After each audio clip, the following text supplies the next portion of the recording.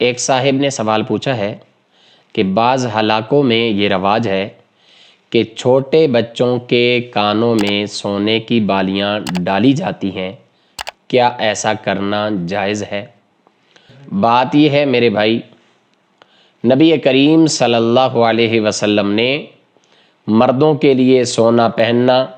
اور ریشم پہننے کو ممنوع اور حرام قرار دیا ہے، لہٰذا یہ مردوں کے لیے تو جائز نہیں ہے، البتہ عورتوں کے لیے جائز ہے۔ تو جیسے سونا بڑے مردوں کے لیے، بالغ حضرات کے لیے پہننا حرام ہے،